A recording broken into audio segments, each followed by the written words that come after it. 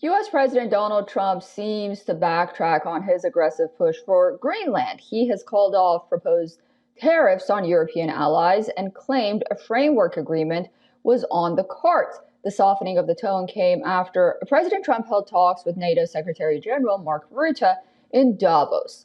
According to reports, a Trump change of tone was the result of a compromise proposed by Rutte on behalf of NATO allies. At Davos, Europe had presented a united front in face of Trump's repeated push to take over Greenland, but it has also tried to avoid direct confrontation with a U.S. NATO founding member.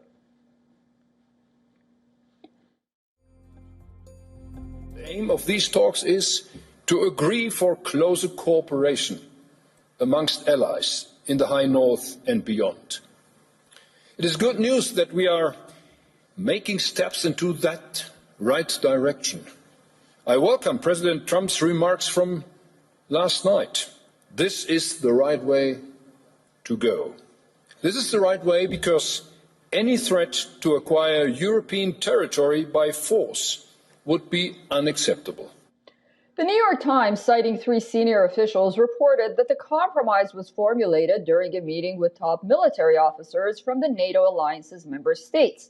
Under the compromise, Denmark would give the U.S. sovereignty over small pockets of Greenlandic land.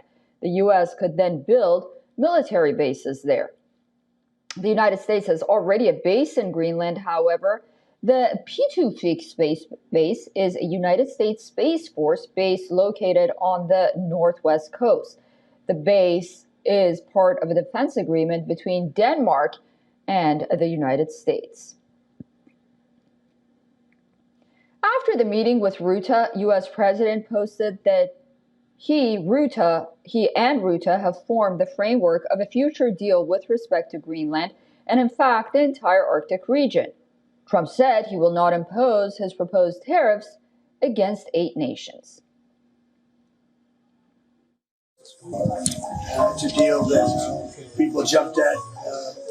Really fantastic for the USA. Gets everything we wanted, including especially real national security and international security. How so? Does it still include the United States having ownership of Greenland like you've said you wanted? It's a long-term deal. It's the ultimate long-term deal. And I think it puts everybody in a really good position, especially as it pertains to security and minerals and everything else.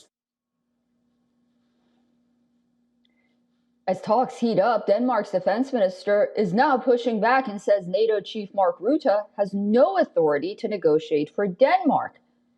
Posting his disapproval on X, Poulsen stressed Rutte is still working loyally for NATO unity, adding that Denmark will not cede sovereignty over parts of the kingdom. It remains to be seen whether the reported compromise made will satisfy Trump's concerns over Russia and Chinese threats over Greenland, or will he ask for more? After all, the only predictable thing about the U.S. president is that he is unpredictable.